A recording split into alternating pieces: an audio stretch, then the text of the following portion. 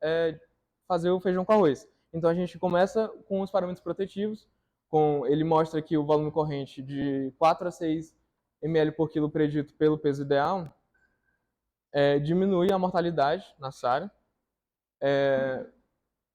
A driving pressure menor que 15 centímetros de água, mechanical power menor que 17, e a PIP titulada que a gente vai abordar, ele se discorre bastante sobre a PIP, da maneira de individualizar a PIP, e a gente vai abordar isso um pouco mais na frente.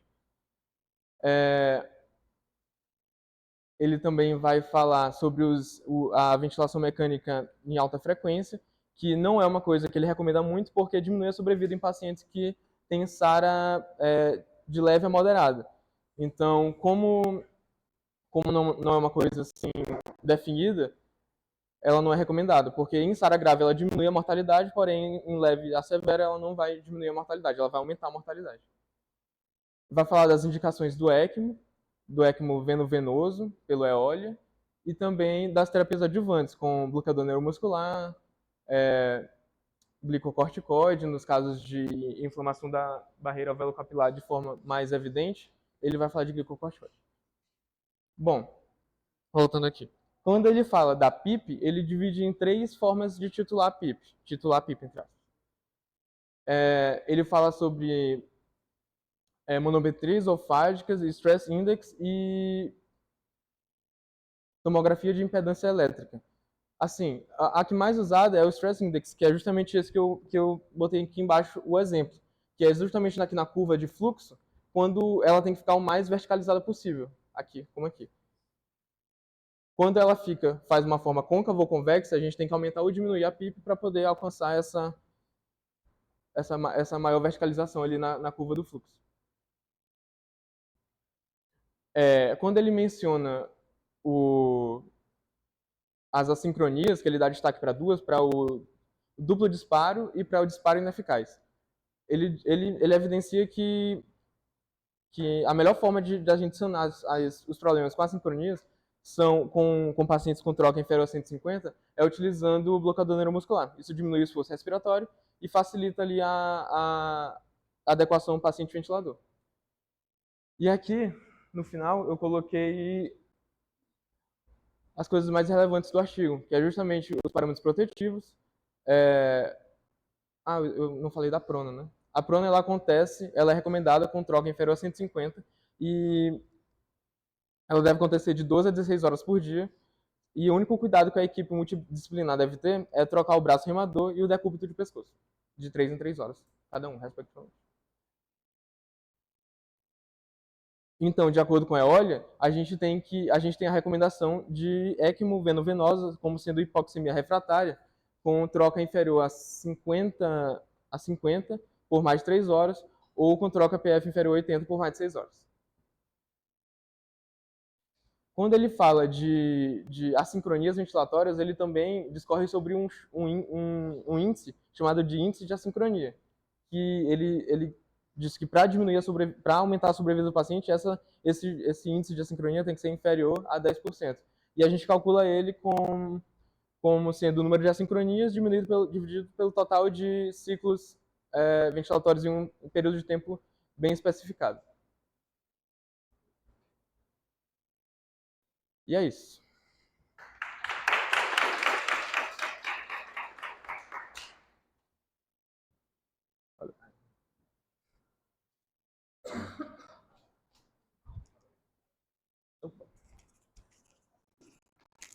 Foi rápido. Não consegui tirar.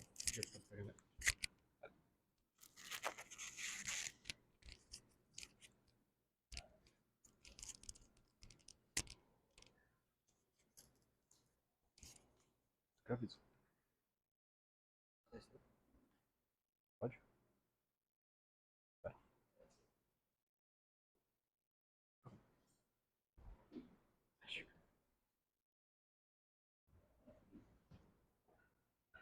Boa noite a todos. Meu nome é Bruno de Matos, sou acadêmico do 7º período de Medicina da UFMA de São Luís e eu vou dar a pílula sobre o manejo de tuberculose.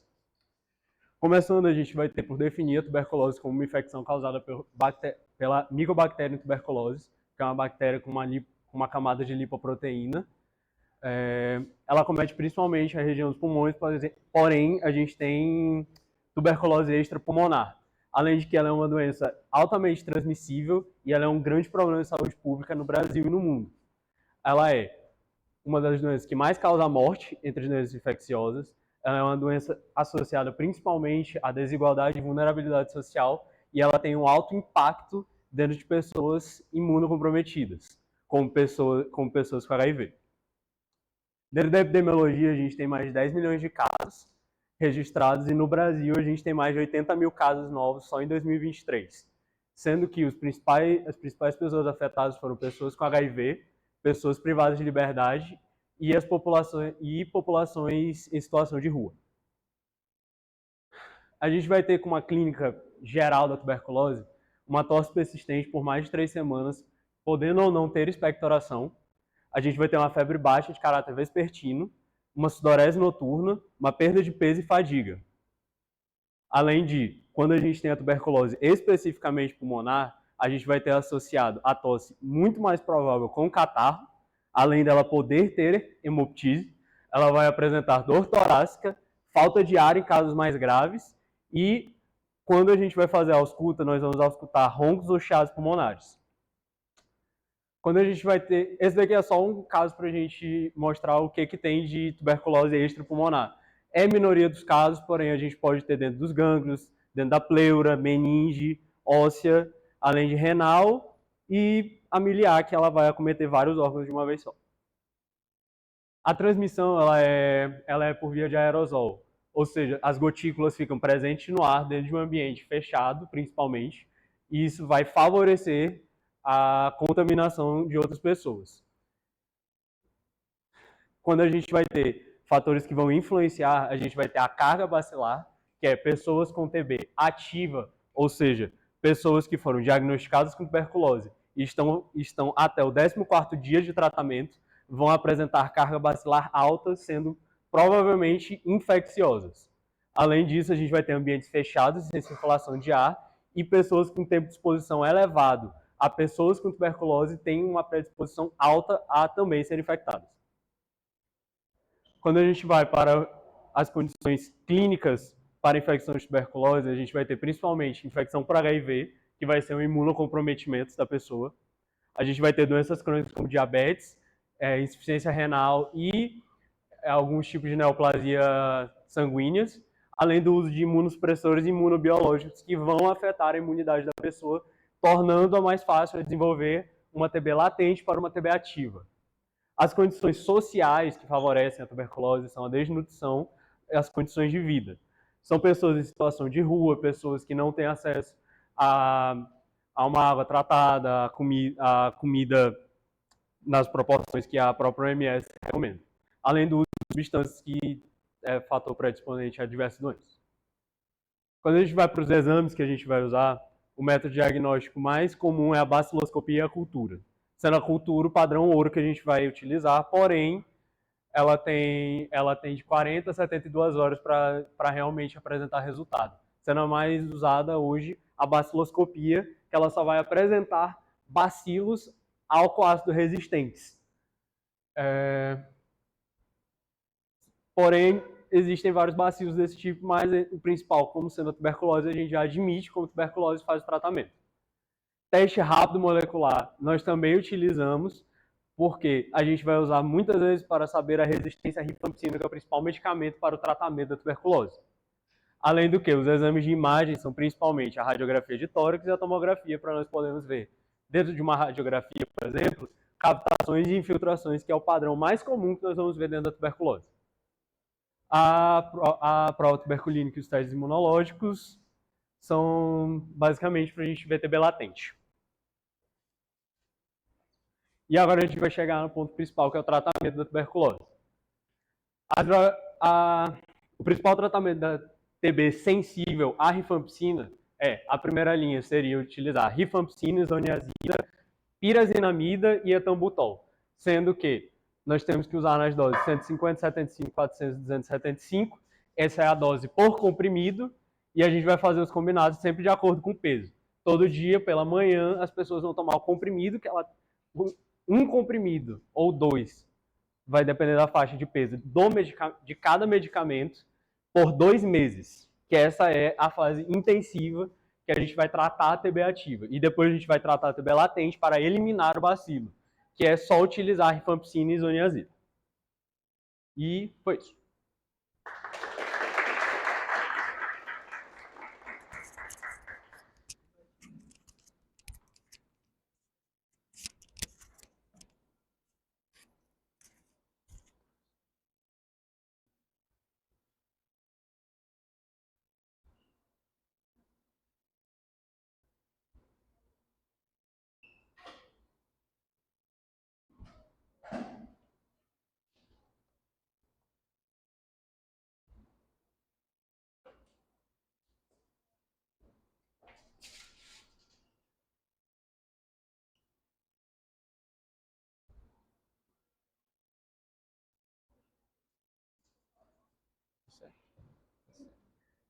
Boa noite, gente.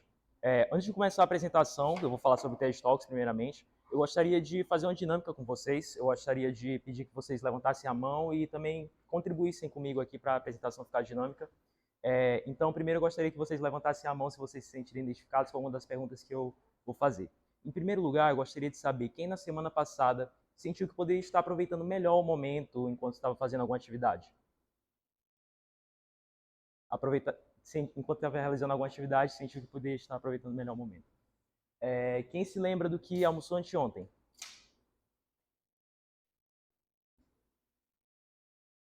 Para vocês, o que isso significa? Tempo. Alguém mais? Carlos, o que significa isso para você? Alguém mais quer contribuir? Para o senhor, doutor Iago, o que isso significa?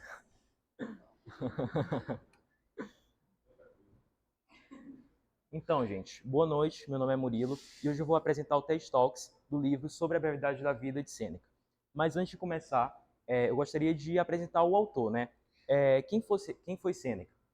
Sêneca ele nasceu no Antigo Império Romano. Ele foi um filósofo, estadista, dramaturgo e satírico que chegou a ser o conselheiro do imperador Nero e chegou a morrer também, foi condenado à morte após uma suposta conspiração contra o governo dele. A sua filosofia, ela pertence à escola dos estoicos, né, que acreditavam que a eudaimonia, ou viver bem, e a felicidade, ela seria alcançada através da prática das virtudes, como, por exemplo, temperança, prudência, a vida de acordo com a natureza.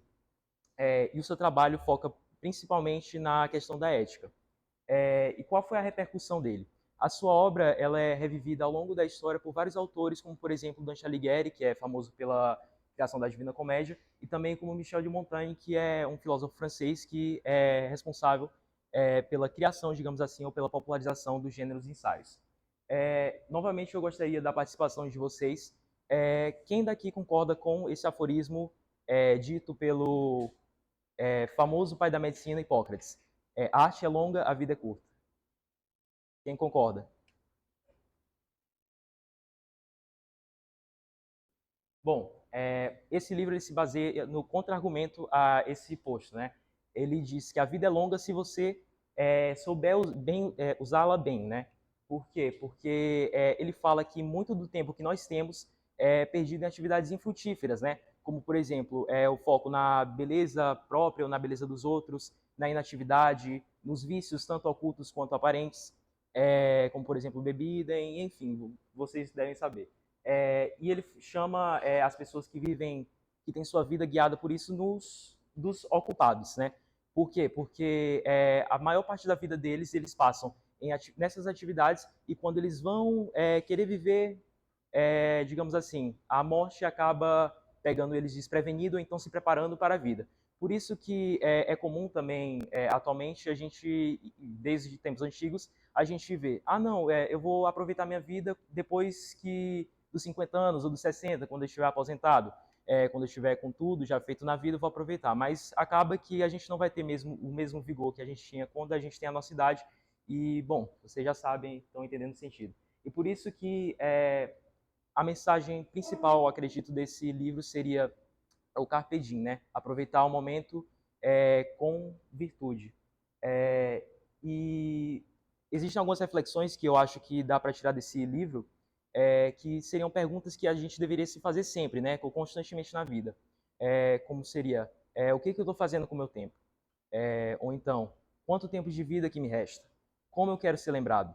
Então, são perguntas muito importantes que todas nós temos que nos fazer constantemente para saber se nós realmente estamos investindo nosso tempo em coisas frutíferas, né? E sendo, digamos assim, bem lembrados pelos outros ou então pelas pessoas que nós amamos. E para finalizar, eu acredito que esse livro não seja um convite ao niilismo ou ao hedonismo, né? Que depois, se vocês puderem dar uma lida nele, seria interessante para vocês entenderem. Mas acredito que é isso. E eu gostaria de terminar essa minha apresentação com essa frase que é atribuída ao escritor estadunidense Mark Twain, que os 2 dias mais importantes da sua vida são o dia que você nasce e o dia que você descobre por quê. Obrigado.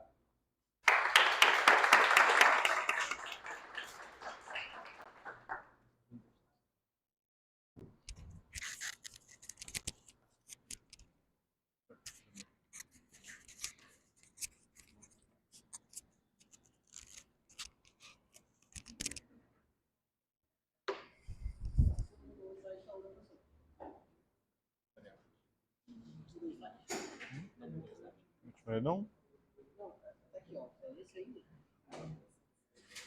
Deixa eu ver. Aqui tem.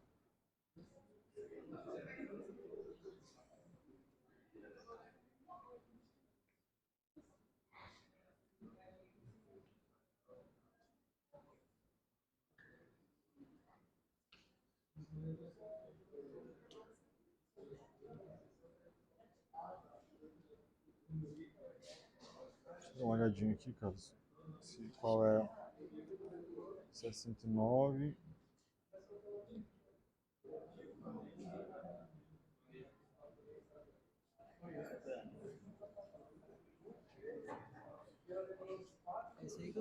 Esse aqui são 33, né?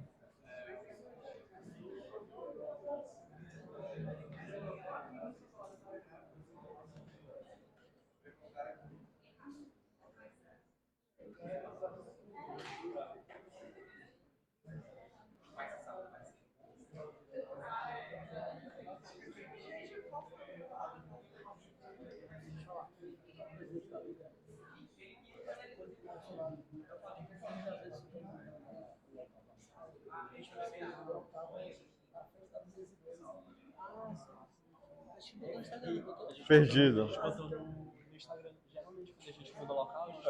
Segue no Instagram que é o caminho. Cara, tem só uma parte aí, cara, que é.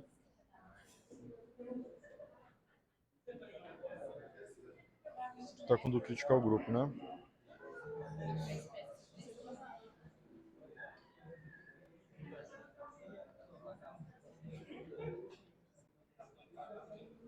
Essa mesmo. Essa mesmo. A mais atualizada.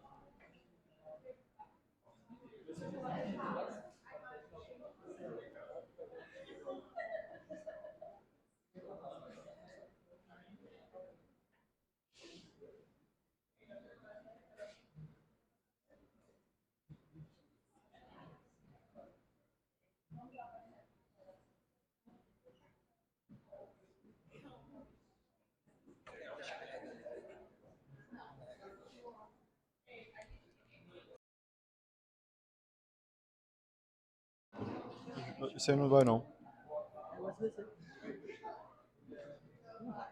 Não, não. É o carregador normal. É.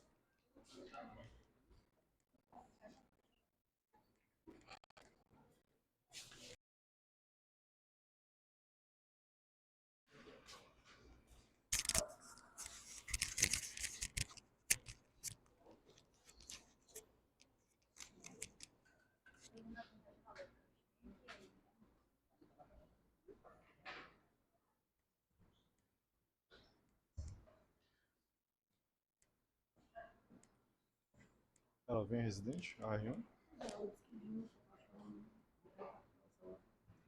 Depois, vamos começar. Pessoal, boa noite. Vamos começar. A gente vai falar um pouquinho sobre algumas rotinas do plantão, né, de emergência e de UTI, e da prescrição para quem vai começar o estágio também, ou residência em emergência e UTI, com alguns pontos que podem cair em prova. Tá? Então, a nossa evolução, pessoal, é a nossa melhor defesa, e é o que permite o segmento linear do caso. Tá? Enquanto conselheiro do CRM, a gente acompanha sempre situações onde colegas acabam se prejudicando, mesmo tomando uma conduta correta e fazendo o melhor pelo paciente, mas não conseguem se defender do ponto de vista jurídico por ter um registro inadequado ou inexistente.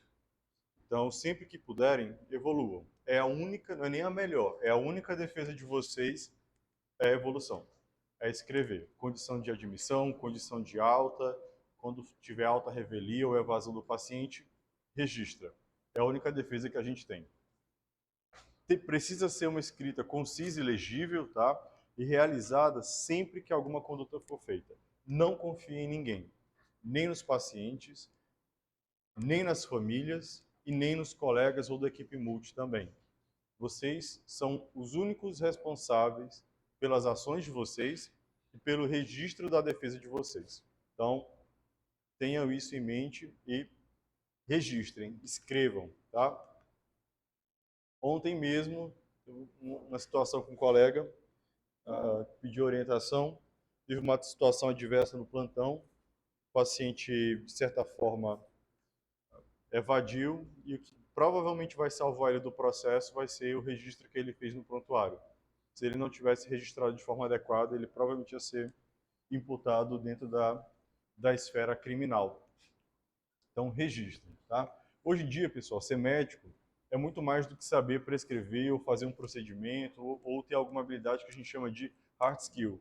Hoje, a gente precisa ter habilidades tanto interpessoais, quanto clínicas, quanto práticas também, que a gente chama de soft skills.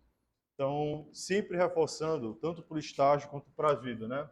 O respeito ao horário, ter uma postura firme, saber defender as posições de vocês e a não ceder a coerção de outras pessoas. A gente tem visto cada vez mais, né, os consultórios e os postos de emergência serem invadidos por autoridades, sejam elas policiais ou políticas, tentando coagir, de certa forma, o médico a tomar determinadas condutas. Tá? Na hora do pega para capar, ninguém vai defender vocês. Então, doutor, por favor, poxa, meu filho está bem, está tranquilo, eu levo para casa, eu fico de olho nele, não quero dormir aqui no leito, eu preciso ir para casa. Aí você fica com pena e vai, libera. A criança morre de madrugada. Vocês acham que a mãe vai dizer para o juiz que foi ela que pediu? Sim ou não? O juiz só vai olhar uma coisa: alta hospitalar. Esse caso é real. Tal médico foi condenado. Então, não existe pena, não existe dó. Só tem duas coisas que vão livrar vocês de processos. E gravem essas duas frases para a vida. Quem me acompanha nos hospitais sabe que eu sempre repito muito elas. Primeira frase que vocês têm que levar para a vida, para a residência, como profissionais médicos. Primeiro, fora da lei não há salvação. Nunca. Não tem justificativa. É uma dipirona que você prescreve, eu já vi colegas se ferrar por isso. Tô, carimba só essa dipirona aqui, porque o paciente está na enfermaria com dor e está se sentindo mal, colega, não achei o outro colega. Você pode carimbar? Aí você faz o quê? Carimba. É o paciente convulsionando, em gasping, parando. Vai para o processo. E por aí vai. Então, primeira coisa, fora da lei não há salvação. É o atestado de óbito que você preenche para outro colega, é uma dipirona para um paciente que você não viu, é um atestadinho. Doutor, meu filho teve diarreia, você pode só carimbar para ele aqui o atestado de um dia só? Não, tá bom. Era o dia da audiência dele por homicídio qualificado. E aí o médico teve que responder em juízo por que ele deu um atestado de diarreia para o paciente no dia da audiência de homicídio. Esse caso é real. Então, primeira coisa que vocês têm que ter na cabeça de vocês, fora da lei não há salvação. Pode ser da dipirona, da DO, fora da lei. Não peçam exame sem necessidade, não carimbe atestado, nada. Fora da lei na salvação. A segunda frase é: toda boa ação dentro do hospital, normalmente, é sempre acompanhada de um grande arrependimento. Então, toda vez que você fizer um favor para um colega, seja da equipe multi, um colega médico, para um familiar, que não esteja dentro daquilo que a lei rege, que você fez na boa intenção, você vai se ferrar. Sempre. Sempre. Comigo, a estatística é 100%. Toda boa ação é acompanhada de um grande arrependimento. Isso não quer dizer que você não deva ser humano e empático. É diferente. É você burlar o sistema para tentar ajudar. É o famoso jeitinho brasileiro. Toda vez que você fizer o jeitinho brasileiro, você vai se ferrar. Pode ter certeza. Então, diante disso, dessas duas frases, espero que vocês meditem, incorporem ela na vida de vocês, tá? A gente vai seguir. Então, nunca discutir, humilhar paciente, familiar, tirar foto de procedimento, isso é a coisa mais ridícula do mundo. Primeira sutura. Aí a criancinha, gente, não pode. Por mais que tenha havido uma mudança na legislação, a família pode processar. Não existe foto consentida pela família ou pelo paciente, tá? Então, essa história de tirar foto com o paciente, o procedimento, em cirurgia, com o bebê, foto consentida pela mãe. Isso não existe. Não existe dispositivo legal. Se vocês pegarem o Código de Ética Médica do estudante de medicina, vocês podem ser jubilados. Por isso, se alguém processar e denunciar, inclusive a própria família. Então, não existe esse negócio de foto autorizada. Existe termo de autorização de uso de imagem, que vocês não coletam na hora de tirar uma foto dessa para colocar no Instagram. Então, não tirem foto desse tipo de situação, tá? Passado disso, de habilidade de soft skills, né, e eu recomendo sempre que vocês leiam, primeiro, Café com Sêneca. É um livro que sumariza muito bem o tema da pílula de hoje. Eu acho que é um livro que todo mundo deveria ler no maternal, Café com Sêneca. Tá? É basicamente uma forma de você aprender a não perder o réu primário ao longo da vida adulta. É importante. Ajuda bastante, Cleis. Comunicação não violenta, bastante importante para vocês, como médicos, tá? Que vão ser vistos como lideranças, certo? Também ajuda bastante a aprender esse tipo de comunicação. Quem quiser outras dicas de outros livros mais profundos, me manda mensagem que eu mando, a depender da necessidade, tá? Mas esses dois ajudam bastante. Vocês, pessoal, são formados para serem lideranças. E gravem isso. A proposta de emprego, a entrevista de emprego de vocês começou no primeiro dia de aula da faculdade.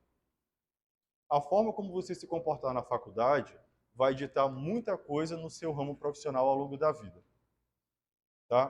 Do ponto de vista de construção de imagem. E a imagem é a coisa mais preciosa para vocês, porque ela é a única coisa que vocês têm. É o nome de vocês. Então, se você passa a faculdade toda, tá se acabando na canibal, na matraca, cheirando pó, loló, e não estuda, e colando, não sei o quê, você vai tirar o diploma. Vai. Você vai tirar o diploma. Vocês acham que os colegas de vocês vão comentar o quê quando pedirem indicação? Você acha que o colega que formou junto contigo, que eventualmente vai virar um dono de clínica, um diretor de hospital, um coordenador de serviço, vocês acham que ele vai contratar vocês? Sim ou não? Ou ele vai contratar o cara que se dedicou, que estudou, que tinha boa postura e era qualificado? Então a entrevista pessoal de vocês começa no primeiro dia da faculdade. O jeito que vocês se vestem, o jeito que vocês se portam, o jeito que vocês conduzem uma conversa com outras pessoas. Antigamente isso não era visto, hoje em dia isso é obrigatório. Não, o mercado ele não tem mais espaço para esse tipo de pessoa, de profissional. Hoje em dia não adianta ser bom. Você pode ser o melhor da turma, CDF, decorou o Guyton todinho, o Harrison na cabeça. Se você for uma pessoa ruim, arrogante, que trata os pacientes mal, os familiares mal, que trata a equipe multiprofissional de forma inadequada, arrogante com outros colegas, você não vai ter espaço. Você vai passar o resto da vida sendo plantonista de porta de emergência, quando conseguir emprego. Você nunca vai ser um líder. Então, tenham isso em mente. Valorizem, para quem ainda não enxergou isso, e quem está já de fora há alguns anos, e quem coordena escalas e coordena pessoas, que gera pessoas, comecem a construir, a valorizar e a construir a imagem profissional de vocês hoje, a partir de hoje. Comunicação verbal, que é 20%, e a não verbal, que é 80%. Postura, assiduidade, respeito, comunicação não violenta, vestimenta, tudo isso é importante para a vida profissional de vocês, tá? Eu não sou coach, tá, gente? Na verdade, eu tenho um sério preconceito com coach. É uma espécie que realmente não me desce muito bem. Tenho alguns problemas. Mas eu sou uma pessoa que lida e treina pessoas já há muitos anos. E eu vejo como essas pessoas são tratadas no mercado. Entre as pessoas que contratam, que lideram. Isso aqui não. Não, isso aqui pode chamar. Fulano, de jeito nenhum. Péssima pessoa. Fulano, vagabundo. Fulano, nossa, briga com todas as famílias. É desse jeito. Tá? E não tem como tirar essa mancha. Tem que mudar de cidade, de estado. Não, você não tirar, vou pirar na faculdade quando eu formar, vou... Pode mudar de cidade. Não resolve não. Em relação às habilidades técnicas ou hard skills, tá? A gente precisa aprender no mínimo isso aqui para conseguir dar o primeiro plantão numa UPA, numa UTI, numa urgência e emergência. Vocês não podem ir na plantão de porta se vocês não sabem interpretar um laboratório, olhar um eletrocardiograma, olhar uma imagem, tá, de radiografia ou de tomografia básica, se vocês não sabem gasometria e não sabem exame físico. Dentro dessas habilidades, a gente vai seguindo o fluxo de avaliação do paciente, desde a triagem e estabilização até a definição da síndrome e definir os desfechos. Por exemplo, aqui, o que vocês acham de diagnóstico aqui? Qual o diagnóstico?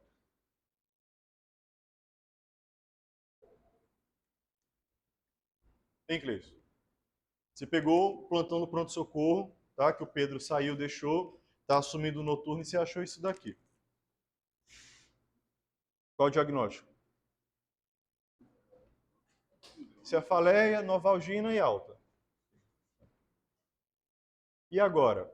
E se eu disser para vocês que era um paciente com polimialgia e tosse produtiva, 67 anos, com coriza e lacrimejamento, tosse alina, polimialgia, ao exame, estado geral regular, deambula, eupineico, vigia orientado, sinais vitais normais, minha impressão diagnóstica, gripe, e a minha conduta, alta com atestado e prescrito paracetamol. Alguém tem alguma dúvida do que aconteceu? Se esse paciente tiver uma dispneia, uma insuficiência respiratória aguda, algum problema e precisar ser reinternado grave, o juiz dá para te condenar? Você registrou que o paciente tinha X quadro, estava bem, prescreveu e orientou. Está defendido. Aqui não. Tá?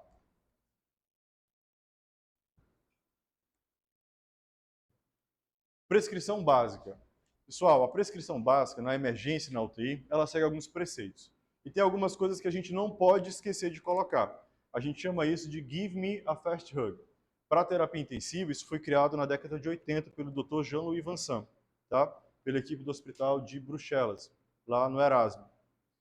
E ele criou o Fast Hug. Era o mínimo necessário para que a equipe dele, os plantonistas da UTI dele, não deixassem o cuidado se perder para aquele paciente. Tá? Eu adaptei para o Give Me a Fast Hug. O que é o G? Veja os controles e os exames. Quem já vai para a UTI sabe que eu sempre peço isso. Examine e olhe o balanço. E os exames, e as culturas, e a imagem. Você sempre tem que olhar isso antes de evoluir e de traçar a conduta para o paciente prescrever. Então, chegou na UTI, eu vou examinar o paciente, olhar o monitor, examinar, olhar o balanço hídrico dele das últimas 24 horas, olhar os exames de imagem que ele tem, olhar, certo? Exame de laboratório e cultura e o que aconteceu com ele nas últimas 24 horas. Algum parecer, algum exame que tenha feito, alguma conduta, etc. E você tem que criar um plano terapêutico. Todas as evoluções de vocês, seja de paciente internado em enfermaria, ou seja de paciente na UTI, todo paciente internado precisa ter um plano de voo. Tá? O que é um plano de voo? Plano terapêutico. É aquilo que você precisa fazer para dar o desfecho do paciente. Por exemplo, vocês internaram uma sepse urinária. Qual seria o plano de voo para esse paciente voltar para casa? Tratamento de sepse, investigação de agente etiológico, né, e ajuste de antibiograma, readequação nutricional, reconciliação medicamentosa e alta da UTI. É o que eu tenho que fazer em toda a admissão, esses três últimos. Se eu interno um paciente para mim com síndrome coronariana aguda e infarto, o paciente infartou, fez o stent, voltou para a UTI, qual é a conduta? Qual é o plano de meta dele?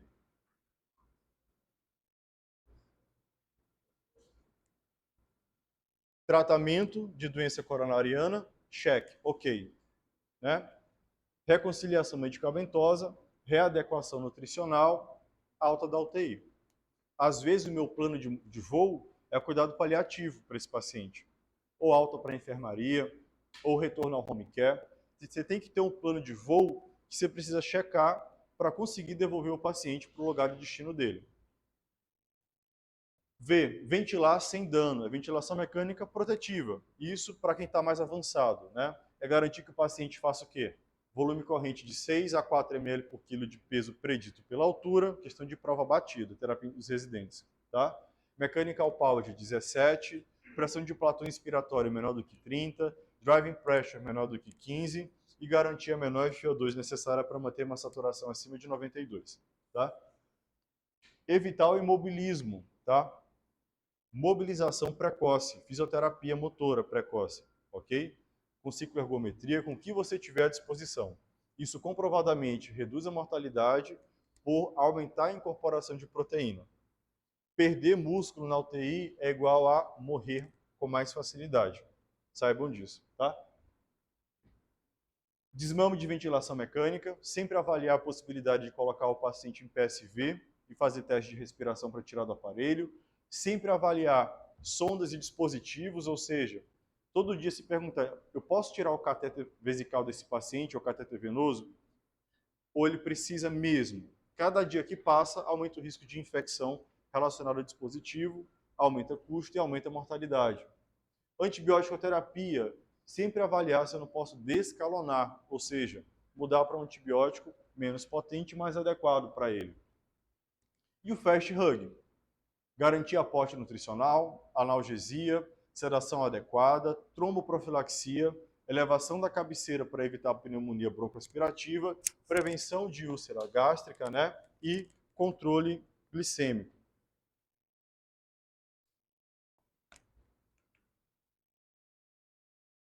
Em relação à prescrição básica, pessoal, a gente segue mais ou menos esse roteiro, tá? Para não esquecer. Dieta, hidratação, analgesia, antibiótico-terapia, profilaxias, né, para úlcera péptica, profilaxia para trombose, profilaxia para úlcera de córnea, controle glicêmico, sintomáticos, terapêutica básica, controles e cuidados gerais, tá?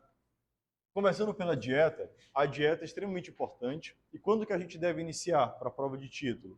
Dentro das primeiras 48 horas de admissão no hospital ou na UTI. Esse paciente ele tem que ter algum aporte nutricional. Então a dieta ela precisa ser iniciada dentro das primeiras 48 horas da UTI, tá? Idealmente. Normalmente, quando o paciente é grave, as primeiras 24 horas ele fica em jejum e no outro dia se reavalia, tá? Quais seriam as contraindicações para a gente começar a dieta para ele? Instabilidade hemodinâmica ou hiperlactatemia. Isso também é questão de prova batida na AMIB, certo? Então, às vezes o paciente está com noradrenalina, 5, 10 ml hora, mas o paciente está estável, está bem perfundido e o lactato é normal, pode começar a dieta. Se ele estiver usando nora e o lactato estiver aumentado, Clis, não começa a dieta. Senão ele vai fazer o quê? Isquemia mesentérica e vai aumentar a probabilidade de óbito dele, tá? Então, primeiras 48 horas, eu preciso atingir pelo menos 60% do meu aporte proteico e calórico até o 5º dia de evolução. Algumas sociedades, como a europeia, colocam 80, tá? Mas 60 já é o que normalmente eles usam de ponto de corte.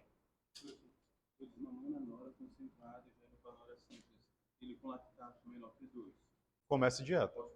Que define o lactato, tá? Então, começar a dieta interal, né? Começar dentro das primeiras 48 horas e eu tenho que progredir ela lentamente até chegar no D5 com 60% do aporte proteico. Se até o D5 eu não conseguir atingir meu aporte proteico calculado, eu preciso considerar o início de NPT, nutrição parenteral total. E a NPT, ela também está contraindicada se eu tiver instabilidade hemodinâmica com lactato alto, lactato elevado, tá?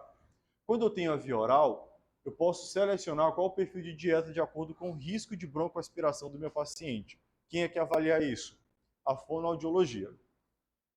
Se é um paciente que o Cleison recebe na UTI, que ele acabou de voltar de uma apendicectomia, de uma cirurgia eletiva, de um cateterismo, ele está bem estável, acordado, respirando, falando, precisa avaliação da fonoterapia? Não, vou liberar a dieta para ele. Normalmente branda, se for um idosinho com alguma limitação, começa com uma pastosa liquidificada. Se é um paciente que foi entubado por mais de 48 horas, demenciado, porque eu vejo que tem alguma restrição de fala, alguma limitação ou disfagia, não comece dieta. Pede primeiro a avaliação da fono, para depois avaliar qual a melhor consistência para aquele paciente, tá?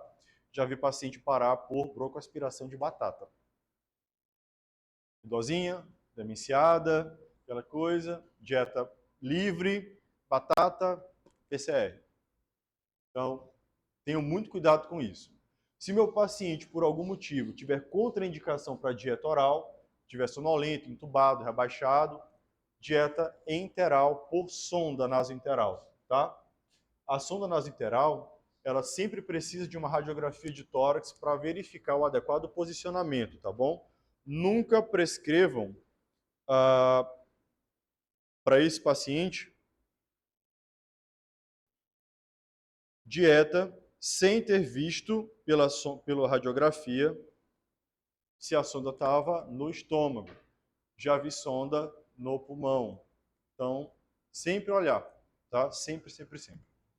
A sonda nasointeral, ela pode permanecer por até 30 dias posicionada. Se em 30 dias o meu paciente não tiver conseguido voltar a comer pela boca, eu preciso fazer uma gastrostomia. E esse é um prazo que eles também cobram em prova.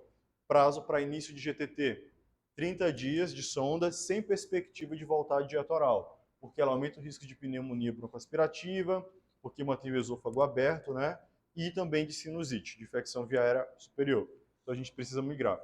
Se por algum motivo eu não posso usar, eu vou para jejunostomia, tá? Dieta mono e polimérica. Muda desfecho na UTI? Pedro. Dieta monomérica ou polimérica. Se ao invés de entregar moléculas de carboidratos complexos, eu entregar moléculas quebradas, já prontas para absorção, glicose pura praticamente, muda? Não muda. Não tem impacto. Pela aspa. Só é mais caro. Dieta é dieta. Tá? Aquelas dietas especiais, Fresênio, super, hiper, mega, power, hepato, hepatopata, Fresênio, x, mega, super, nefro, zero. Só enrolação, é só placebo, entendeu? É tipo soroterapia, essas coisas. Não funciona para nada, é só placebo. Tá? A única dieta, e gravem para a prova, a única dieta que muda desfecho na terapia intensiva é a imunomodulação para pacientes oncológicos, feito com o nome da dieta Impact, não tem nenhum conflito de interesse, tá? Impact, mas hoje já tem outras.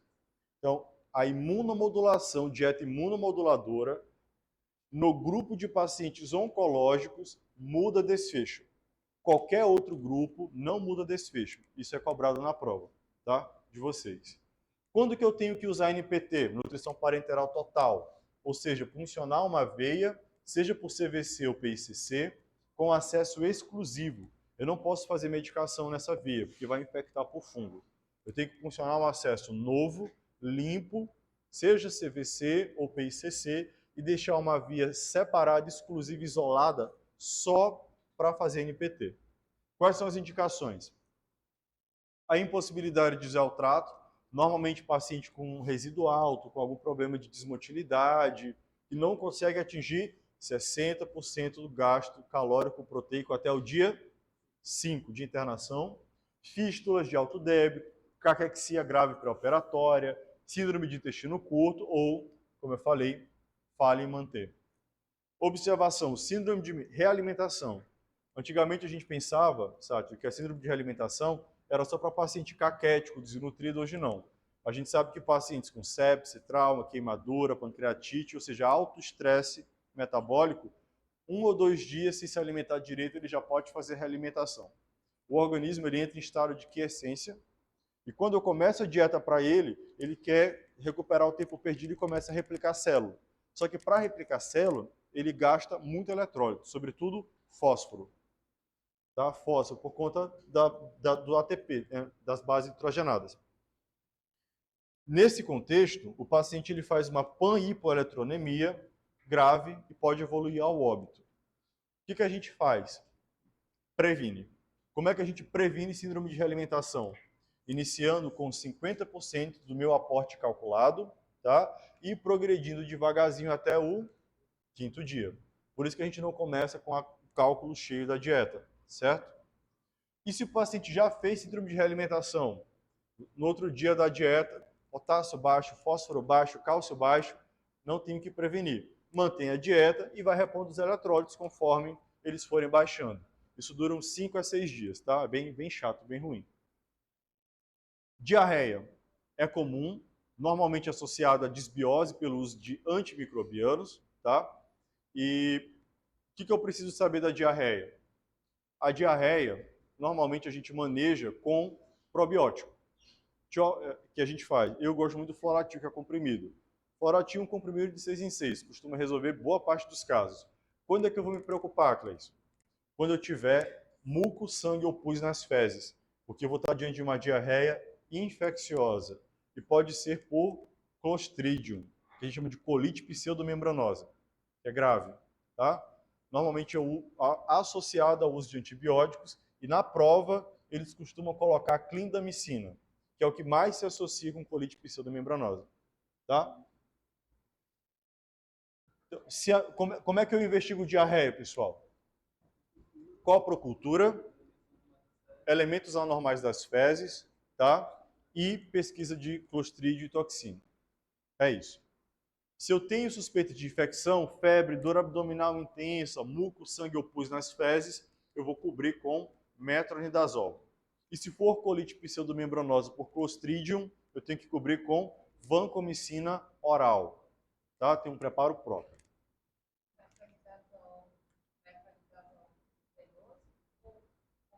Vanco oral. Para diarreia comum, pode ser metronidazol venoso, oral, ou até cipro venoso, também oral, serve bem, ciprofloxacina. Só quando for colite por Clostridium, que é a pseudomembranosa, que tem que ser vanco oral, tá?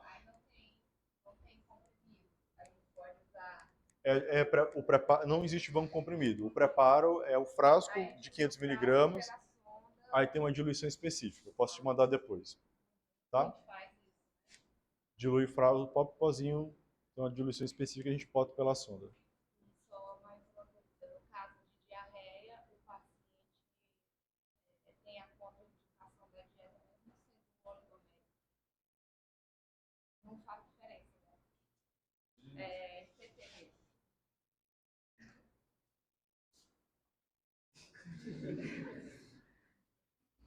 Fibra e probiótico, tá? Evitem fazer loperamida, que é o Imosec. Prende, toxina, é horrível, tá? O que a gente faz, às vezes, quando a diarreia é muito importante, mais de 8 evacuações dia, e não é infecciosa, é o tiorfan, que é a racecadotrila, 100 mg de 8 em 8, que ela ajuda a segurar mais o trânsito gastrointestinal, tá? Intolerância à dieta. Paciente com resíduo gástrico elevado, acima de 250 ml em 6 horas, tá? O que a gente faz? Pausa a dieta? Não. Plasil de 6 em 6 horas, tá? Qual o melhor procinético que existe? Eritromicina, venosa, não tem no Brasil. A gente faz a eritromicina interal, 5 ml de eritromicina, de 6 em 6 horas pela sonda ou via oral. Ele é análogo da motilina, que é o nosso principal hormônio para promover a peristalse gastrointestinal ali. Então, solta tudo, às vezes solta até demais. Mas ele é muito bom para gastroparesia, tá? Então, faz plasio de horário, eritromicina oral ou por sonda de horário. Não melhorou, aí eu vou pensar em pausar a dieta. Se de cara o meu paciente tiver mais de 500 ml de resíduo, eu pauso a dieta, tomo as medidas clínicas e reavalio. Se não melhorou, eu vou ter que passar uma sonda nasogástrica e deixar em sifonagem, para ele não broncoaspirar, e pedir uma sonda pós-pilórica para alimentação enteral. Tá? Essa é a conduta para intolerância da dieta. Quais são as metas? Tá? Várias fórmulas, vários cálculos.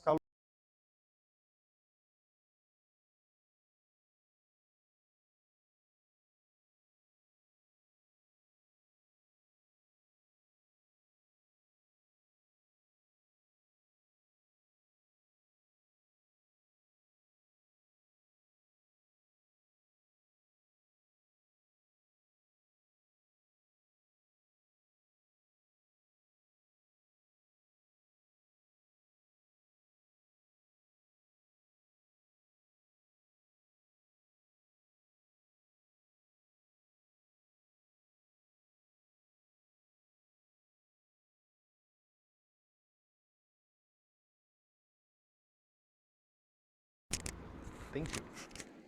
1.8. Então, Cleiton, se perguntar na prova, quais são as metas nutricionais do paciente grave? A meta ao quinto dia é 25 quilocalorias por quilo dia e proteína 1.8 gramas por quilo por dia. Tá ótimo, tá? Tá bem atualizado. No hiperobeso, que tem um fenômeno chamado de sarcopenia ou obeso sarcopênico, a gente pode fazer até 2,5 grama quilo dia nos pacientes que têm MC acima de 45, tá? Mas isso não é muito bem batido na literatura. Não quer errar? 25 quilocalorias dia e proteína 1.8, tá? Eu sempre prescrevo oligoelementos, que é o Adaveno D1, por 5 dias. Lembrar de sempre começar com metade do teu cálculo para evitar o quê? Síndrome de realimentação, vai aumentando devagarzinho. A dieta trófica, às vezes o paciente ele não tolera bem a dieta, você está ajustando, mas eu deixo para ele pelo menos 100 ml por dia na sonda de dieta. Qual é o objetivo disso, da dieta trófica?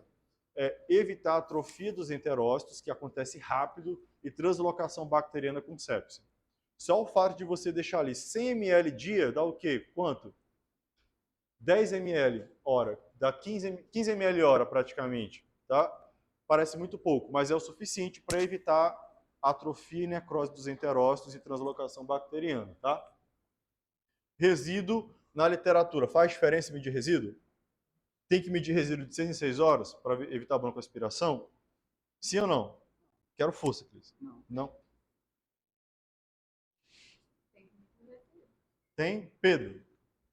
Na tua UTI, tem que medir resíduo de 6 em 6? Não? Sabe? Tu não mede resíduo na tua UTI de 6 em 6? Mede sim. Todo mundo mede, pessoal, para saber se está acima de 500 ou não. Mas na literatura, no guideline da ESPEN, recomenda não medir, porque não muda desfecho de broncoaspiração. E eu acho que tem que medir. Eu acho que tem que medir.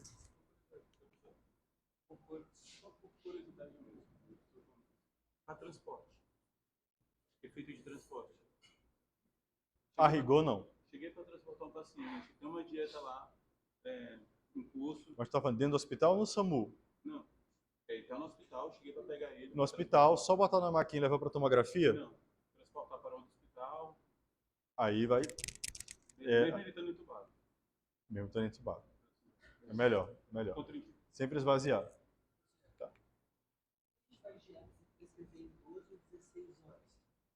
24 horas, faz contínua. Você só desconta se tiver medicação.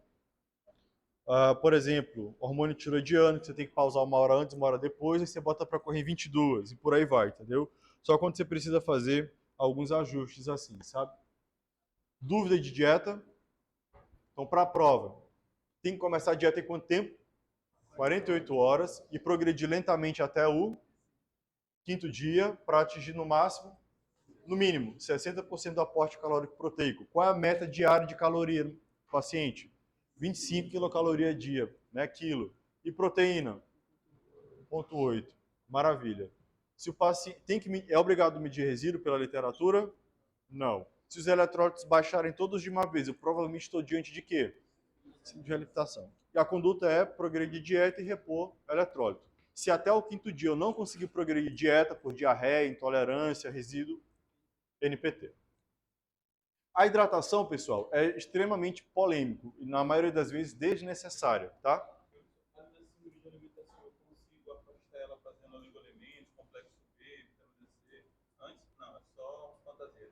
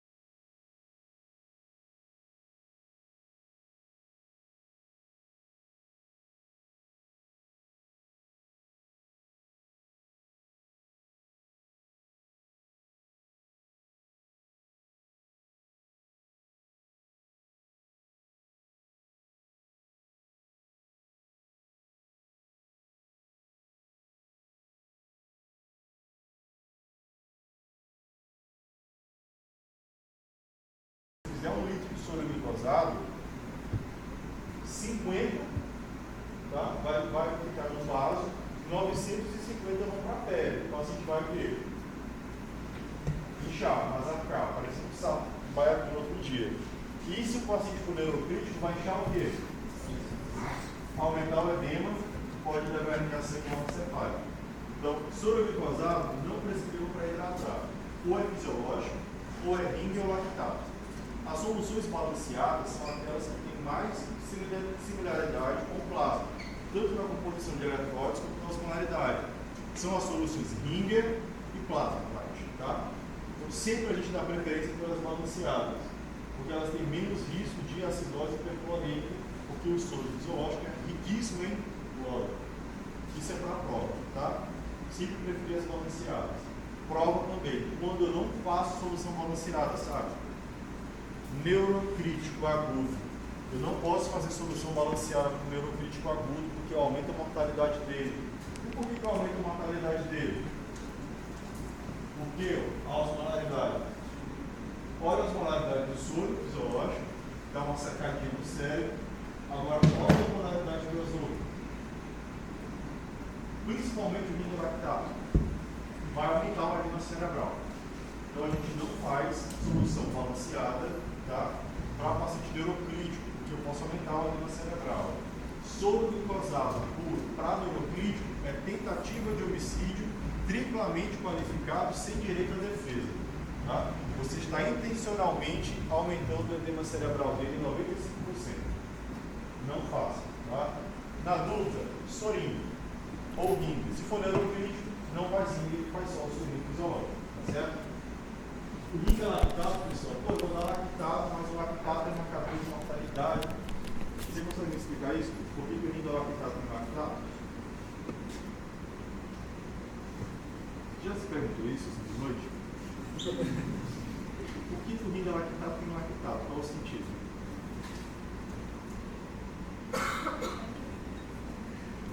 Pedrão, por que o rim é lactato tem lactato?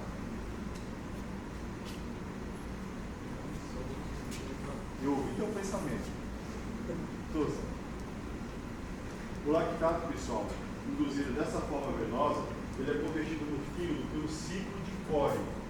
E ele é convertido em glicose e bicarbonato. E o bicarbonato é um sistema tampão para acidose. Por isso que no paciente chocado com acidose, o rim trauma, por exemplo, ele é o cristalóide de escolha, porque ele, em tese, ajuda a tamponar a acidose lática, paradoxalmente. Ciclo de Cori do fígado, viu? Então a gente prefere rim lactato. Quando a gente não faz rim lactato, se for um PCE, por exemplo, aí não dá, é só fisiológico, tá?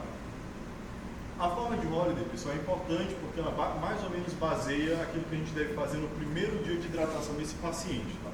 Então, como é que a gente prescreve? Esse artigo é muito bom, do New England, tá bom? E ele mais ou menos te dá uma noção de como conduzir o paciente. Pessoal, no primeiro dia de internação dele, eu não sei como é que ele vai evoluir. Então eu calculo por Holiday cega. Normalmente vai dar para ele ali uns 1.500 a 2.000 dias de hidratação com cristalóide, tá? Se meu paciente, isso para manter, se meu paciente chegou chocado hipovolêmico, eu vou fazer uma expansão volêmica com cristalóide. Quais são os cristalóides? Soro, ringue ou plasma light. 30 ml por quilo de cristalóide aberto em 1 hora. Eu vou expandir a volemia dele. Então, recapitulando, se meu paciente está hipovolêmico, desidratado, eu vou expandir a volemia. Com que cristalóide? Com a dose 30 ml por quilo. Isso é a ressuscitação do choque. Aberto. Se eu vou só manter ele, é o paciente que chegou no pós-operatório ortopédico, é o paciente que internou por um AVC, que passou o dia na emergência, sem se alimentar e sem tomar água. Holiday cega. 1.500 a 2.000 para um adulto, em bomba, tranquilo, está hidratado. Certo? No outro dia eu vou olhar o balanço hídrico dele. Opa, ele positivou 3.000 o balanço hídrico. O que eu vou fazer com a hidratação? Tira. A minha meta é que no D2 ou D3 ele já esteja sem hidratação venosa, que vaza 60% do extravascular, e deixe só com nutrição enteral, água pela sonda. Qual é a minha meta de balanço hídrico de água? 0 a menos 200. Para a prova e para a vida. O balanço hídrico ideal é mantido de 0 a menos 200 ml por dia, tá? Se o balanço positivou no outro dia, mais 1.000, mais 2.000, tire hidratação e vai tentando reduzir diluição, etc., até alcançar esse objetivo.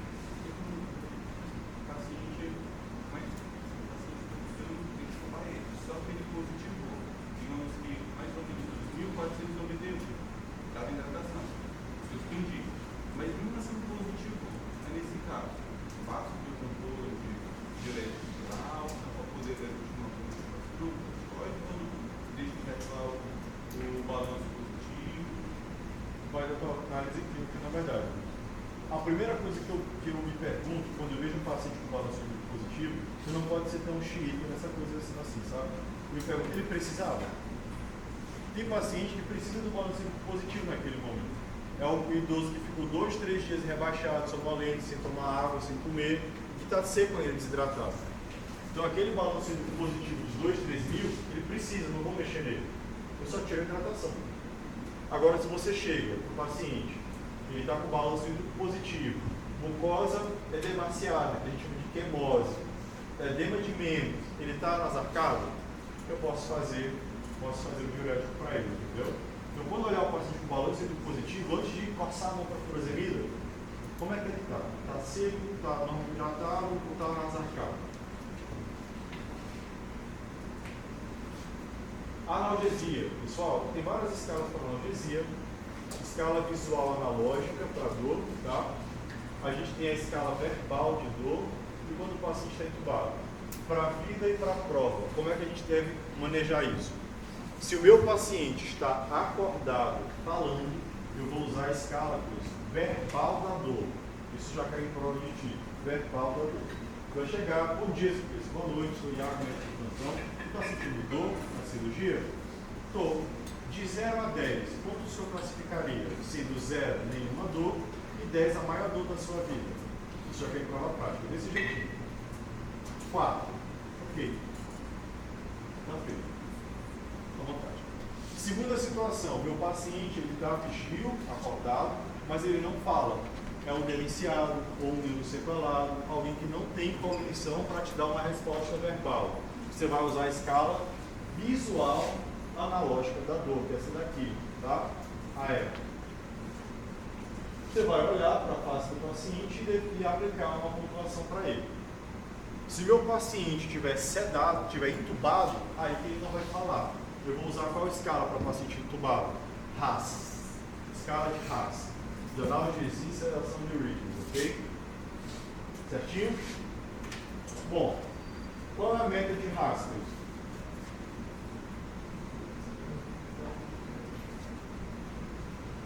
Prova de tiro, quero não passado na teórica.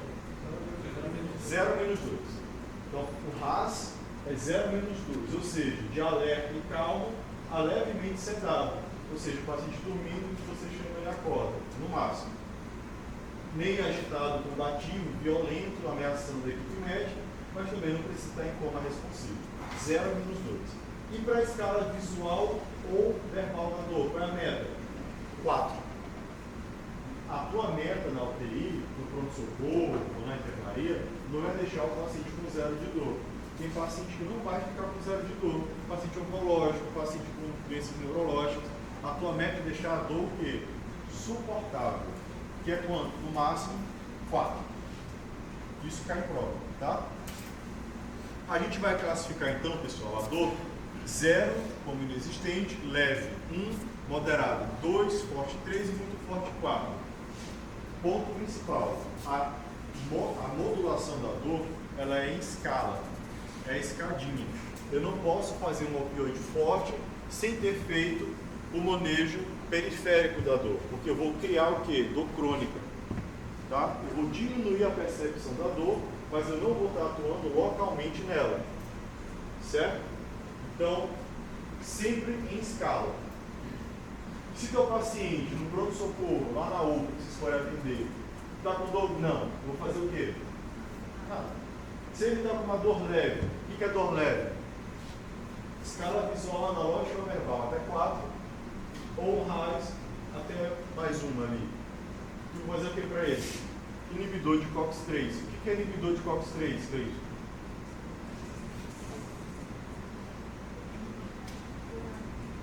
Lá da farmácia do terceiro período, inibidor de COX-3, ciclo oxigenado tipo 3. Lascou? Dipirona, filho. O que tu faz no plantão quando o doutor está com dor? Dipirona, inibidor de COX-3. Ou dipirona, se for alérgico, paracetamol, tá? Paracetamol. 6 e 6 horas. Não melhorou, ou de cara eu já vejo que é uma dor moderada, uma dor muscular. Eu faço dipirona e um inibidor de COX, 1 ou 2, que são os AINES. Aí vem diclofenaco, cetoprofeno, fenoxicana, nananana. Se é uma dor forte, tá? Uma dor forte, a gente vai usar um opioide fraco, tramadol. E se for uma dor muito forte, eu vou substituí-lo por, não é associado, substituir por morfina, tá? Que tem suas particularidades. Sem entrar em muitos detalhes, mas essa é a escalinha. Em resumo, não misturei opioides, mas sempre tem um resgate. O que eu quero dizer com isso? Eu não posso ter na prescrição tramal de 8 em 8, morfina de 4 em 4. O que eu posso ter? Tramal de 6 em 6, morfina 4 mg a critério médico, se necessário. Ou deixar a morfina logo de horário, em bomba se for o caso, tá? Paciente paliativo, certo? Mas nunca deixar só morfina ou tramal, sempre tem que ter a escadinha. Normalmente na UTI, no hospital, a gente não usa AINE, porque induz muito úlcera gástrica e disfunção plaquetária, então a gente não costuma usar.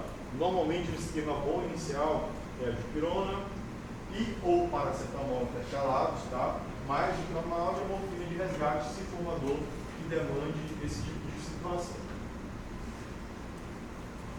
Aqui fica a colinha das drogas, depois o Carlos pode jogar no grupo link. Como prescrever? dúvida. Por exemplo, quando eu chego na UTI, né, eu sempre tenho uma dúvida sobre como é que eu faço assim, modo prático, essa escala rápida. Assim, tem algum jeito assim, mais fácil? É o quê? A escala rápida, como é que eu faço esse paciente assim, bem rápido? Bem rápido. Assim, Olha, não, mas assim, sem muita confusão, entendeu? Assim, um método. Porque eu sempre fico tudo assim, como é que eu faço o paciente na raiz.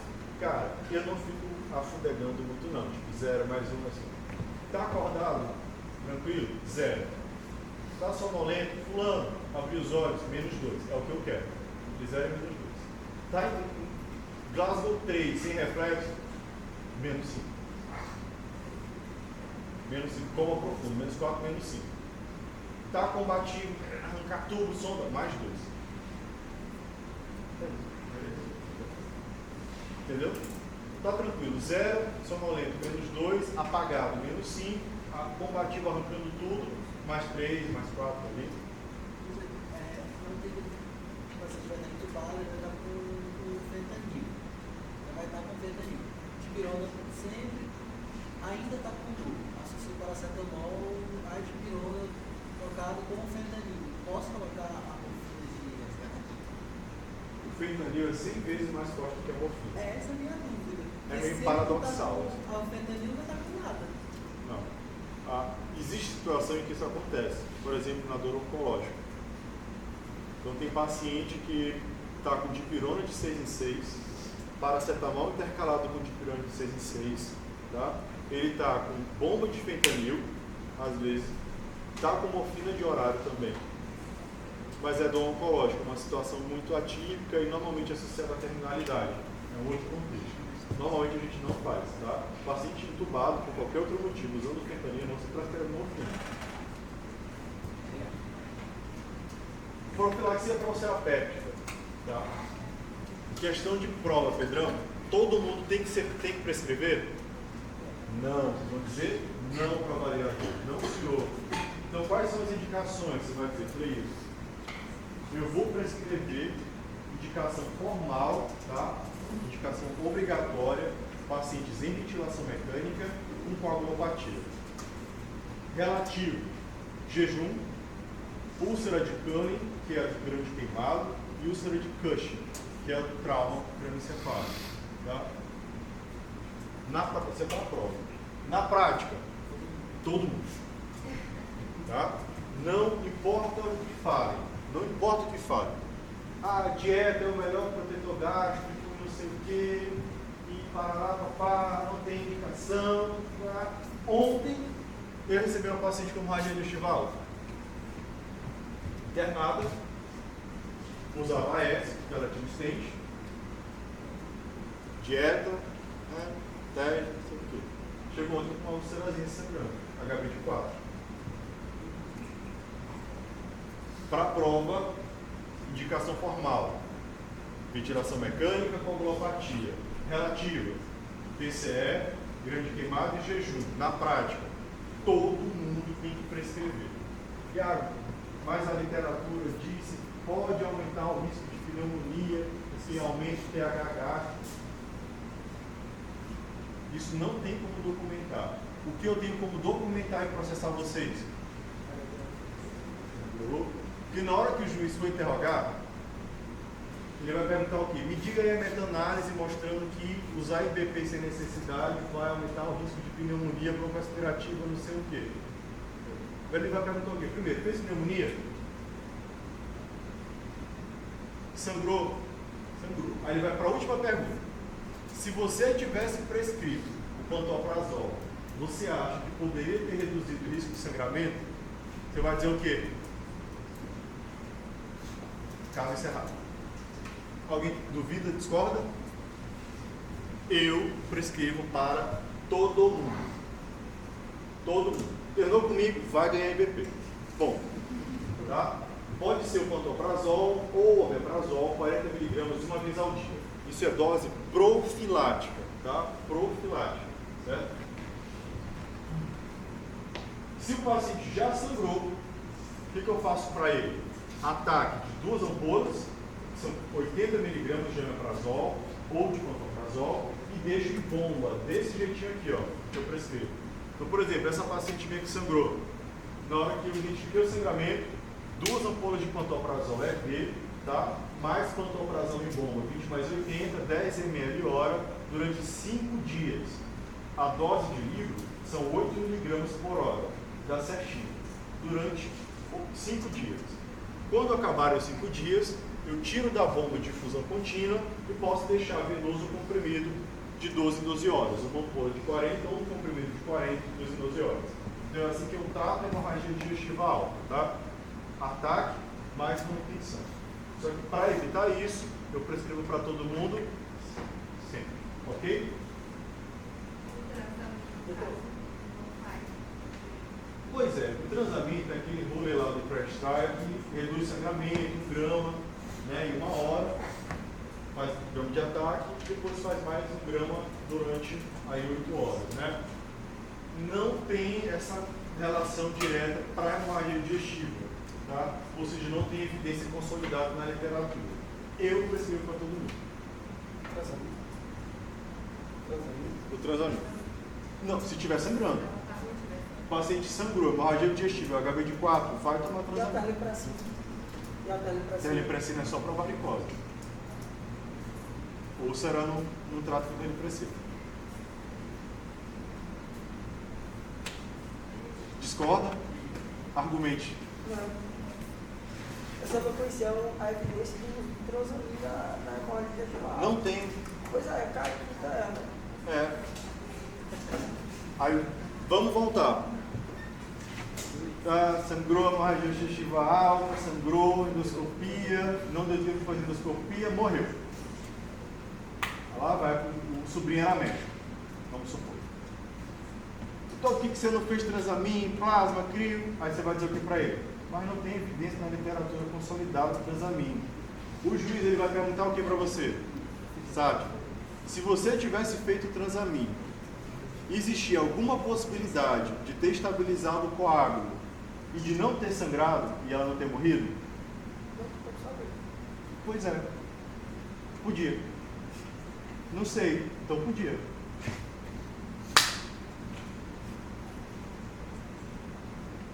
Eu, hemorragia digestiva, prescrevo para todo mundo o transamine. Ninguém pode me acusar de estar fazendo mal para o paciente. Faz mal o transamine? Não. Pode fazer bem? Pode. Mas tem aquela comunicação nessa escola com a hemorragia cerebral.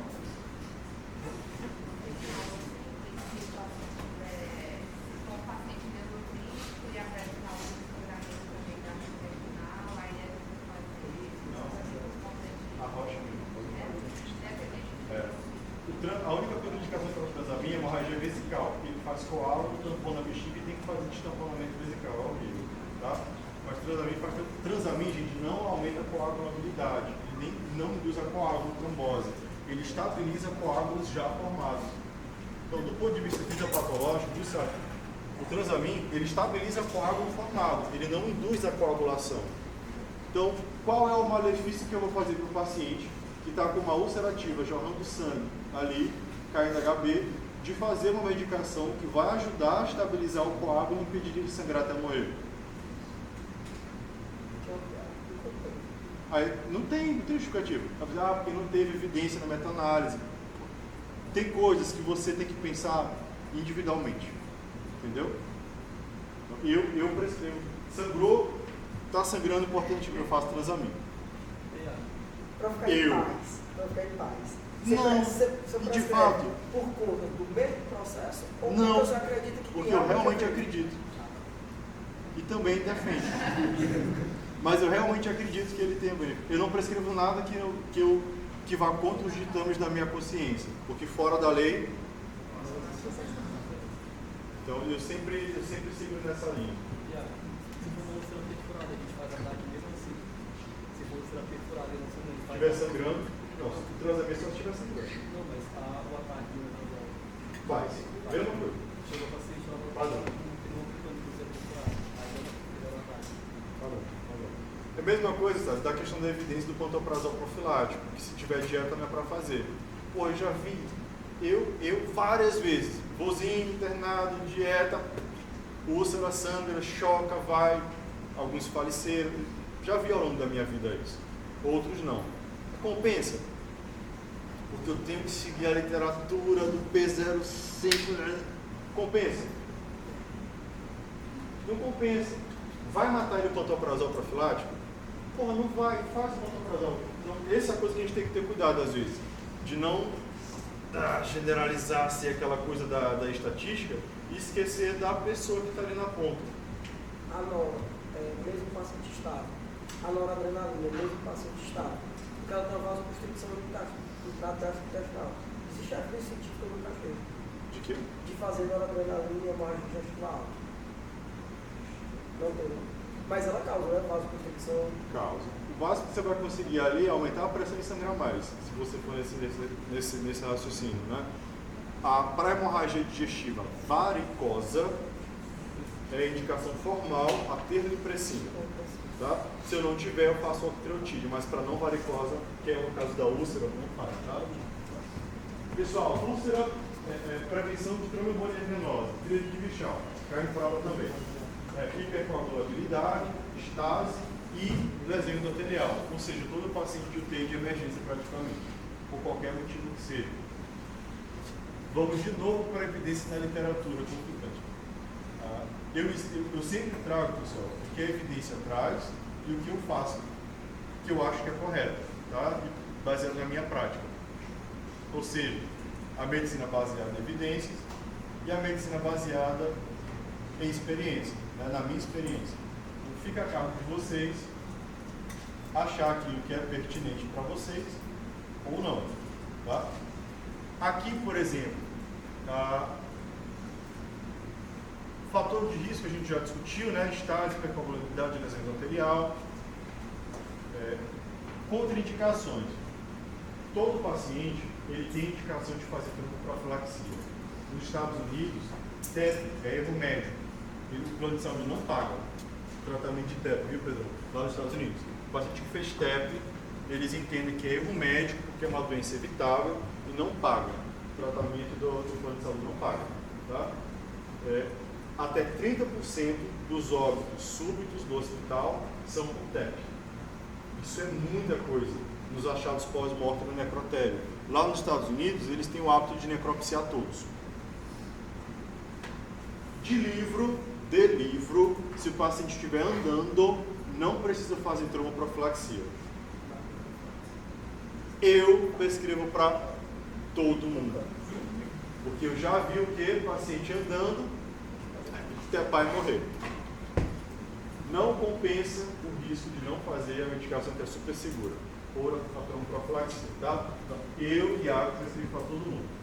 A tromboprofilaxia padrão, pessoal, é essa aqui, ó. Enoxaparina, 40 mg, que é o clexane, subcutâneo e magnesialdina. Pronto, está protegido.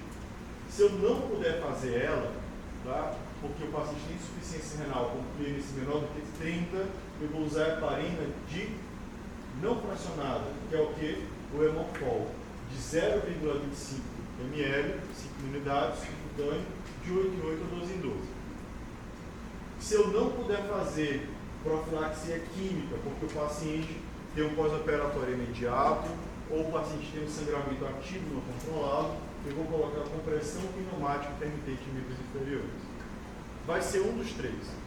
Todo paciente meu vai ter um dos três, tá? Primeira opção, sempre o clexane 40 mg. Se ele tiver insuficiência renal com clearance menor do que 30, vai ser o hemofol de 8 em 8 a 12 em 12. E se ele não puder usar porque tem sangramento ativo não compressivo ou trombocitopenia importante, eu vou usar o compressor pneumático intermitente, tá? Algumas questões de prova de título, certo? Como é que eu fiz? O que é HIT? Trombocitopenia induzida por heparina. São dois tipos, tipo 1 e tipo 2. Uma mais grave do que a outra com maior letalidade, tá? É uma das causas mais comuns de plaquetopenia na UTI, tá? Como é que eu trato o HIT? Suspende a heparina. E modifica para qual droga? Deixa eu pegar os residentes. Não modifica, não modifica. Você vai deixar a heparina? A trombocitopenia por heparina, você não tira a heparina. Você tira a heparina mas o paciente tem alto risco. E aí, você vai botar qual droga? Bivalirudina, que praticamente não tem no mercado, tá? Praticamente não tem no mercado. Ou, mais recentemente, o xarel, tá? Que é a rivaroxabana. A gente começa a profilaxia com 20 mg uma vez ao dia. Profilaxia, não é tratamento. Tratamento é 3 vezes diferente. É 15 mg, de 12 em 12, durante 21 dias, depois reduz para 20 uma vez ao dia. Questão de prova. Qual é o marcador sorológico para fechar o diagnóstico de HIT? Anti-PF4, beleza. Mas que não faz aqui facilidade no Brasil, sem prova, tá?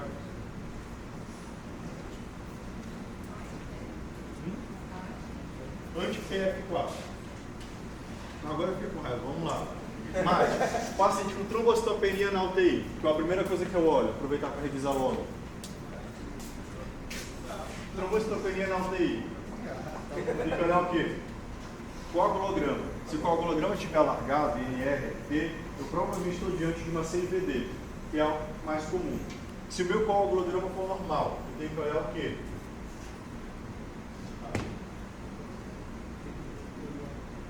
Se o meu coagulograma for normal, a trombocitopenia, eu tenho que fazer pesquisa de esquizócito semiperiférico. Se eu tiver esquizócito semiperiférico, está tendo destruição periférica. Eu estou diante de uma MAT, microangiopatia trombótica. A mais provável é PTT, púrpura trombocitopênica trombótica, que tem indicação de plasma férias de urgência. Gravíssimo, tá? A PETA é insuficiência renal, disfunção neurológica, febre, tá? Esquizócito semiperiférico e trombocitopenia, é a PETA da PTT. Se eu tiver coagulograma normal e ausência de esquizócito, eu provavelmente estou diante de uma doença autoimune, é a PTI. Eu vou pedir o quê? Conduz direto para fechar o diagnóstico e trato com corticoide. E para fechar, já quero estar na minha prova, no meu ano. Paciente com PTI descompensada, chegou com 30 mil plaquetas e ele tem que operar um tumor cerebral amanhã. Qual é o tratamento para fazer subir rápido plaqueta?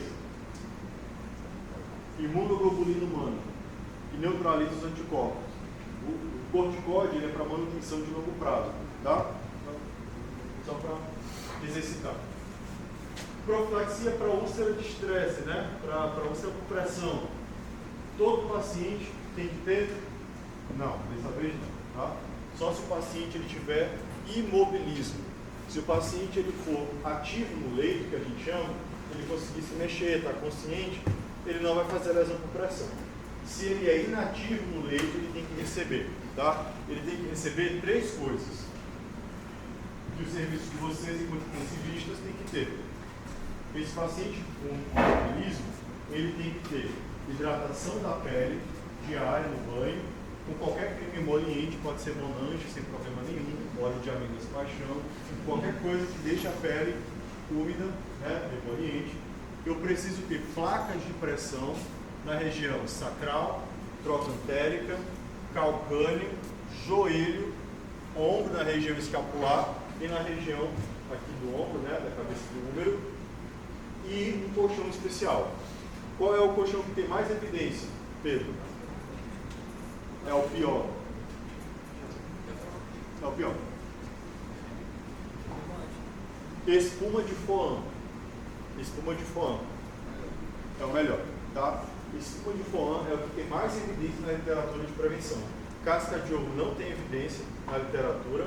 E tem a Cama Progress, que é $50 mil, que de poucos serviços tem, que ela faz o decúbito de forma automatizada.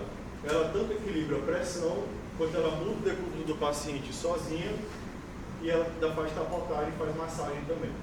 É muito bom, já tem tempo. Progressa, mas é muito caro, tá? Muito caro.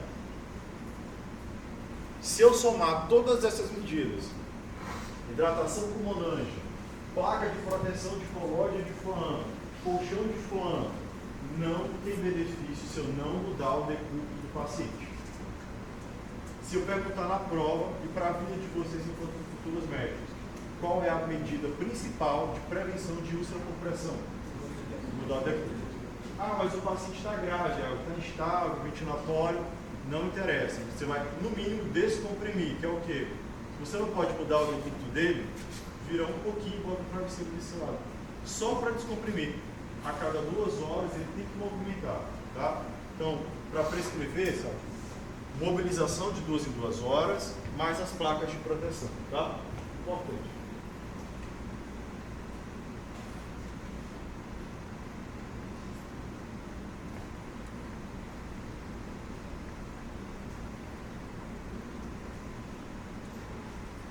Está acabando.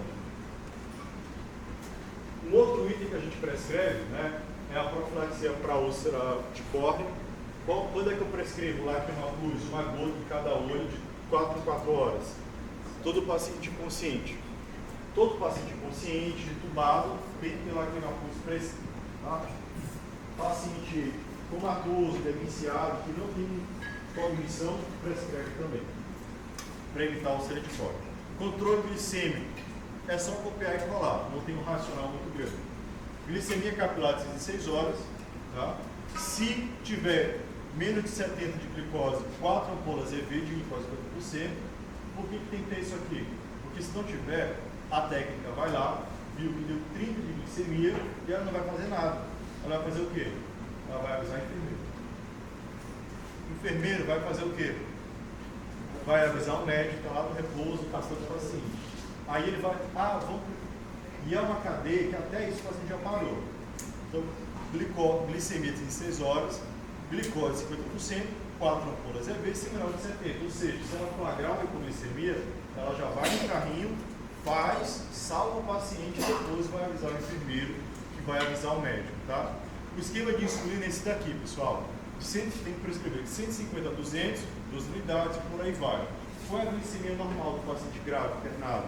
100 a 180. É diferente do paciente ambulatorial. É um pouco mais alta pelo mecanismo chamado de hiperglicemia de estresse. A gente está estressado, libera cortisol, aumenta um pouquinho a glicemia. Por isso, para todo mundo hoje em dia com resistência à insulina. Importantíssimo, importantíssimo, suspendam todos os antidiabéticos orais quando internar no hospital. Se vocês internaram na enfermaria ou na UTI, suspendam todos, não importa a classe, não importa o ponto, todos, tá? Metformina, acidose lática refratária, ótimo. Glimepirid e outros secretagrupos, hipoglicemia refratária, óbito, já vi, tá? Inibidores da SGLT2, cetoacidose glicêmica, mata. Internou, tira tudo. Controle glicêmico no hospital é feito com insulina. Insulina de longa duração, com esse esqueminha aqui se necessário, tá? É isso. Outros cuidados que a gente tem que colocar na prescrição do paciente de enfermagem, do paciente grave, né? Pronto-socorro, sala vermelha ou UTI. Monitorização contínua.